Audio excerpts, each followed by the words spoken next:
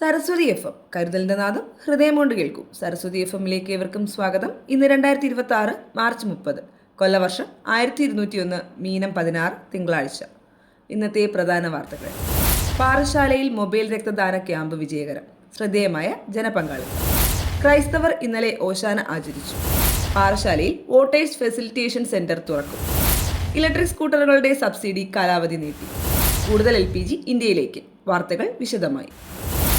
പാറശാലയിൽ mobile രക്തദാന camp വിജയകരം. ശ്രദ്ധേയമായ ജനപങ്കാളിത്തം. മാർച്ച് 28, 2026 സരസ്വതി ഹോസ്പിറ്റലിൽ സംഘടിപ്പിച്ച മൊബൈൽ രക്തദാന ക്യാമ്പ് ശ്രദ്ധേയമായ ജനപങ്കാളിത്തത്തോടെ വിജയകരമായി നടന്നു. Rotary club Parassala, Saraswati hospital Parassala, SMCSA medical college Karakonam എന്നിവയുടെ ആഭിമുഖ്യത്തിലാണ് ക്യാമ്പ് സംഘടിപ്പിച്ചത്. റോട്ടറി രക്തദാന ക്യാമ്പും മൊബൈൽ രക്തശേഖരണ യൂണിറ്റിന്റെ ഉദ്ഘാടനവും RTN major donor doctor Teena Antony, rotary district governor, നിർവഹിച്ചു. Parassala rotary club president advocate Ajith Kumar, secretary Ashoka Kumar, project chairman doctor SK Ajayakumar തുടങ്ങി സാമൂഹിക സാംസ്കാരിക രംഗത്തെ പ്രമുഖർ പങ്കെടുത്തു. ക്യാമ്പിൽ നിരവധി സന്നദ്ധരായ രക്തദാതാക്കൾ സജീവമായി രക്തദാന ക്യാമ്പിൽ പങ്കെടുത്തു.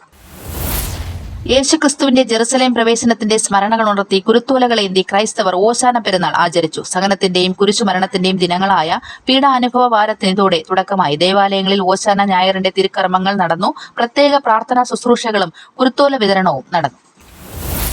പാറശാലയിൽ വോട്ടേഴ്സ് ഫെസിലിറ്റേഷൻ സെന്റർ തുറക്കും. നിയമസഭാ തെരഞ്ഞെടുപ്പുമായി ബന്ധപ്പെട്ട് പാറശാല നിയോജക മണ്ഡലത്തിലെ പോളിംഗ് ജീവനക്കാർക്ക് വോട്ട് രേഖപ്പെടുത്തുന്നതിനായി voters facilitation centre Dhanuvacharam BTM NSS കോളേജിൽ സജ്ജീകരിക്കുമെന്ന് പാറശാല നിയോജക മണ്ഡലം ഭരണാധികാരി അറിയിച്ചു. ഇലക്ട്രിക് സ്കൂട്ടറുകളുടെ സബ്സിഡി കാലാവധി നീട്ടി. ഇലക്ട്രിക് സ്കൂട്ടറുകളുടെ സബ്സിഡി കേന്ദ്ര സർക്കാർ ജൂലൈ 31 വരെ നീട്ടി. റിക്ഷ, കാർട്ടുകൾ എന്നിവയ്ക്ക് 2028 മാർച്ച് 31 വരെ സബ്സിഡി ലഭ്യമാക്കുമെന്ന് ഖനവ്യവസായ മന്ത്രാലയം വ്യക്തമാക്കി. പ്രധാനമന്ത്രി ഇലക്ട്രിക് ഡ്രൈവ് റവല്യൂഷൻ പദ്ധതിയിലൂടെ ഇതുവരെ വൈദ്യുത ഇരുചക്ര വാഹനങ്ങളുടെ സബ്സിഡി ഇനത്തിൽ 1,25,991 കോടി രൂപയാണ് ചെലവഴിച്ചത്. സർക്കാരിന്റെ കണക്കുകൾ അനുസരിച്ച് ഇതുവരെ 10 ലക്ഷം ഇലക്ട്രിക് സ്കൂട്ടറുകളുടെ വിൽപ്പനയാണ് നടന്നത്. കൂടുതൽ എണ്ണ LPG ഇന്ത്യയിലേക്ക്. ഗൾഫിന് പുറമെ റഷ്യ, നെതർലാൻഡ്സ്, US എന്നിവിടങ്ങളിൽ നിന്ന് LPGയും ക്രൂഡ് ഓയിലും നിറച്ച കപ്പലുകൾ ഇന്ത്യയിലെത്തി. 24 ടൺ LPGയുമായി PWD ബിർച്ച് എന്ന കപ്പൽ വിശാഖപട്ടണത്ത് നങ്കൂരമിട്ടു. 24 ടൺ വീതം LPGയുമായി നെതർലാൻഡ്സിൽ നിന്ന് ഗ്ലാഡിയേറ്റർ, USൽ നിന്ന് 2 ഹെല്ലസ് കപ്പലുകൾ മാർച്ച് 30 എത്തും. കൗതുക വാർത്തകൾ. തുണി പോരാ, ടിപ്പറിന് വേണം സ്വിച്ചിട്ടാൽ മൂടും കവർ. പേരിനൊരു തുണിയോ പടുതയോ മാത്രം വലിച്ചു കെട്ടി കല്ലും മണ്ണുമായി അടുത്ത വർഷം മുതൽ ടിപ്പർ ഡംപർ ലോറികൾക്ക് പായാനാകില്ല. 2027 ഏപ്രിൽ 1 മുതൽ രാജ്യത്തെ എല്ലാ ടിപ്പറുകളിലും പൂർണ്ണമായി അടയ്ക്കാവുന്ന യന്ത്രവൽകൃത കവറിംഗ് നിർബന്ധമാക്കും. 1989 കേന്ദ്ര മോട്ടോർ വാഹന ചട്ടത്തിൽ ഇതു സംബന്ധിച്ച ഭേദഗതിക്കൊരുങ്ങുകയാണ് സർക്കാർ. കരട് രൂപ വിജ്ഞാപനം ചെയ്തു. നിർദ്ദിഷ്ട കവറിംഗ് സംവിധാനം ഇലക്ട്രോ മെക്കാനിക്കൽ അല്ലെങ്കിൽ ഹൈഡ്രോളിക് രീതിയിൽ പ്രവർത്തിക്കുന്നതായിരിക്കണം. യാത്രക്കിടെ ഇത് തുറന്നാൽ ഡ്രൈവർക്ക് അറിയിപ്പ് നൽകുന്ന സംവിധാനവും വേണം. കരട് വിജ്ഞാപനത്തിൽ 30 ദിവസത്തിനകം പൊതുജനങ്ങൾക്ക് അഭിപ്രായം അറിയിക്കാം. കായികം. 3x3 basket. പ്രണവും ശ്രീകലയും ഇന്ത്യൻ ടീമിൽ. സിംഗപ്പൂരിൽ നടക്കുന്ന ഏഷ്യ കപ്പ് 3x3 ബാസ്കറ്റ്ബോൾ ടൂർണമെന്റിനുള്ള ഇന്ത്യൻ ടീമിൽ മലയാളികളായ പ്രണവ് പ്രിൻസും ഇന്ത്യൻ ബാങ്ക്, ശ്രീകല, KSCBയും ഇടം നേടി. ഏപ്രിൽ 1 മുതൽ 5 വരെയാണ് ഏഷ്യ കപ്പ്. ഇനി ആരോഗ്യമുത്തുകളിൽ ഡോക്ടർ SK അജയകുമാർ. പ്രിയമുള്ളവരെ, ഇന്നത്തെ ആരോഗ്യമുത്തുകളിൽ നമ്മൾ സംസാരിക്കുന്ന വിഷയം അവയവങ്ങൾ മാറ്റിവെക്കൽ പ്രക്രിയ, അതിൽ കിഡ്നി മാറ്റിവെക്കൽ ശസ്ത്രക്രിയയെക്കുറിച്ചാണ്. നിങ്ങൾക്ക് എല്ലാവർക്കും അറിയാം, അവയവങ്ങൾ മാറ്റിവെക്കൽ നമ്മുടെ മെഡിക്കൽ ചരിത്രത്തിലെ ഒരു വിപ്ലവകരമായ മാറ്റമാണ്. ദശകങ്ങൾക്ക് മുമ്പ് ഒരു ഇരട്ട കുട്ടികളിൽ ഒരാളിൻ്റെ കിഡ്നി മറ്റേ ആളിന് മാറ്റിവെച്ചാണ് ആദ്യമായി കിഡ്നി മാറ്റിവെക്കലിന് തുടക്കം കുറിക്കുന്നത്. കിഡ്നി, കണ്ണിൻ്റെ കോർണിയ, ലിവർ അഥവാ കരൾ, പാൻക്രിയാസും ചെറുകുടലും, ഇങ്ങനെ ഒട്ടനവധി അവയവങ്ങൾ നമുക്ക് മാറ്റിവെക്കാൻ കഴിയും. ഭാവിയിൽ കാല്, ഡയബറ്റിക് ഫുഡൊക്കെ വന്ന് കാല് നശിച്ചു പോയ ആളുകൾക്ക് കാല് മാറ്റിവെക്കൽ വരെ ഭാവിയിൽ വരാം. അപ്പോൾ എനിക്ക് നിങ്ങളോട് പറയാനുള്ളത്, ലോകത്ത് ലക്ഷക്കണക്കിന് ആളുകൾ അവയവദാനത്തിനായി കാത്തിരിപ്പ്. ഇപ്പോൾ കിഡ്നി മാറ്റിവെക്കലിനെ ഒരു ഉദാഹരണമായി എടുത്താൽ, പ്രമേഹ രോഗം മൂലം കിഡ്നിക്ക് ഡാമേജ് വരിക, ചെറിയ പ്രായത്തിൽ തന്നെ ജനിതകമായ അല്ലെങ്കിൽ ചൈൽഡ്ഹുഡ് കിഡ്നി ഡിസീസ് കൊണ്ട് കിഡ്നിയുടെ പ്രവർത്തനം നഷ്ടപ്പെട്ടവർ, ഇങ്ങനെ ഒട്ടനവധി പേരാണ് കിഡ്നി മാറ്റിവെക്കലിനെ കാത്തിരിക്കുന്നത്. എങ്ങനെയാണ് കിഡ്നി മാറ്റിവെക്കൽ സാധ്യമാകുന്നതെന്നല്ലേ? ഒരു ദാതാവ് അയാളുടെ കിഡ്നി നൽകുമ്പോൾ ആ കിഡ്നിയെ രോഗിയുടെ വയറിൻ്റെ വലത് ഭാഗത്ത് താഴെയായി പ്രധാന രക്തക്കുഴലുകളിൽ തുന്നിപ്പിടിപ്പിക്കുകയും കിഡ്നിയിലെ മൂത്ര പോകുന്ന ട്യൂബായ യൂററ്ററിനെ മൂത്രസഞ്ചിയുടെ വശത്ത് പിടിപ്പിക്കുകയുമാണ് ചെയ്യുന്നത്.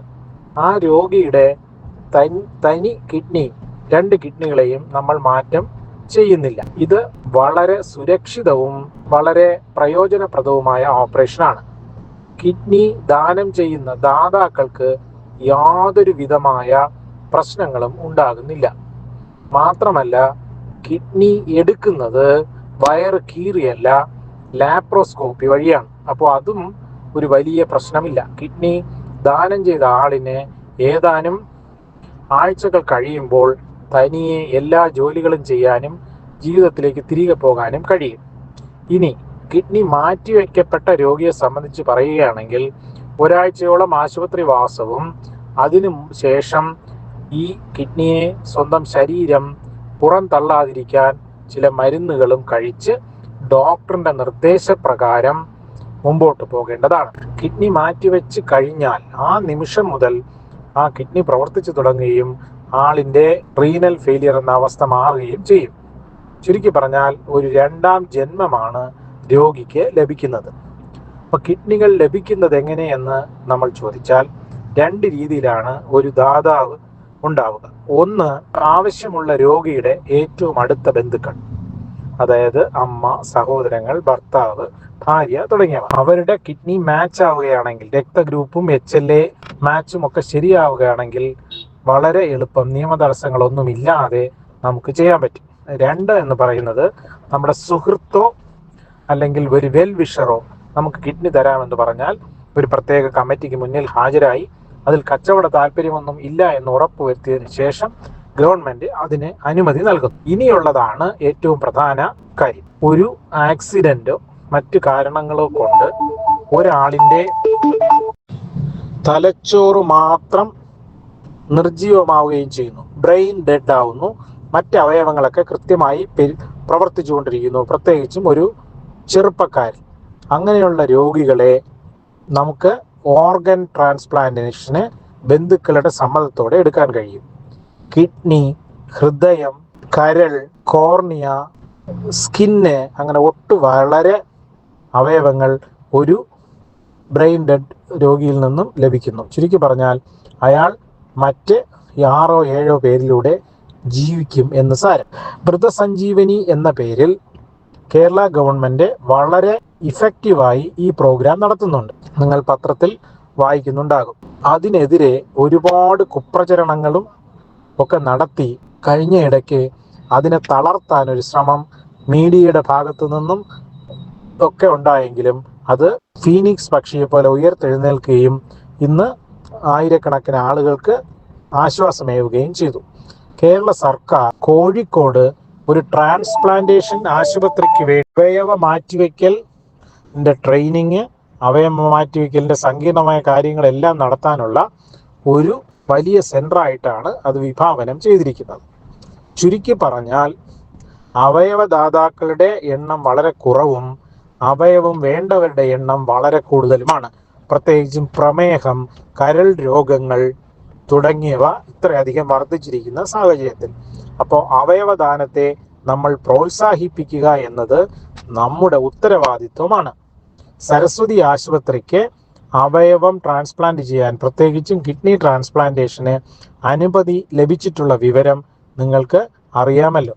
സരസ്വതിയിൽ തന്നെ ഏതാനും രോഗികൾ കിഡ്നി ട്രാൻസ്പ്ലാന്റേഷന് ദാതാവിനെ തേടി വെയിറ്റ് ചെയ്യാൻ തുടങ്ങിയിട്ട് ഏകദേശം 5ഓളം വർഷങ്ങളായി. അപ്പോൾ അവയവദാനം മഹത്തായ ദാനമാണെന്നും അത് നൽകുന്നവർക്ക് യാതൊരുവിധ പ്രശ്നങ്ങളും ഉണ്ടാവുകയില്ലെന്നും മനസ്സിലാക്കി അവയവദാനത്തിന് മുന്നോട്ട് വരണമെന്ന് അഭ്യർത്ഥിച്ചുകൊണ്ട് ഞാൻ ഇന്നത്തെ ആരോഗ്യമുത്തുകൾ നിർത്തുന്നു. നന്ദി, നമസ്കാരം. ഈ ആഴ്ചത്തെ പ്രധാന OP വിവരം. സർജൻ ഡോക്ടർ SK അജയ്കുമാർ, തിങ്കൾ രാവിലെ 9 മുതൽ 12 വരെ, ബുധൻ വ്യാഴം ദിവസങ്ങളിൽ വൈകിട്ട് 4 മുതൽ 7 വരെ. ഫിസീഷ്യൻ ഡോക്ടർ സതീഷ് കുമാർ, തിങ്കൾ മുതൽ ശനി വരെ രാവിലെ 10 മുതൽ 12 വരെ, ഉച്ചയ്ക്ക് 2 മുതൽ 4 വരെ. Surgical gastro enterologist doctor Avinash Krishnan, തിങ്കൾ മുതൽ ശനി വരെ രാവിലെ 10 മുതൽ 1 വരെ. കൂടുതൽ വിവരങ്ങൾക്കും അപ്പോയിന്റ്മെന്റ്സിനും വിളിക്കൂ 9072442098 അല്ലെങ്കിൽ 0471220198. സരസ്വതി FM കേൾക്കൂ, സമ്മാനം നേടൂ. ഇന്നത്തെ ചോദ്യം: ആദ്യത്തെ കിഡ്നി ട്രാൻസ്പ്ലാന്റേഷൻ ചെയ്ത ഡോക്ടർ അല്ലെങ്കിൽ സർജന്റെ പേര്. ഇതാണ് ഇന്നത്തെ ചോദ്യം. ഉത്തരങ്ങൾ യൂട്യൂബിൽ കമൻ്റായി ഈ വരുന്ന ബുധനാഴ്ചയ്ക്ക് മുൻപ് നൽകൂ. സമ്മാനം നറുക്കെടുപ്പിലൂടെ. പുതിയ വാർത്തകളും പുതുപുത്തൻ വിശേഷങ്ങളുമായി വീണ്ടും അടുത്തയാഴ്ച കാണും വരെ നന്ദി, നമസ്കാരം. സരസ്വതി FM കരുതലിന്റെ നാദം ഹൃദയം കൊണ്ട് കേൾക്കൂ.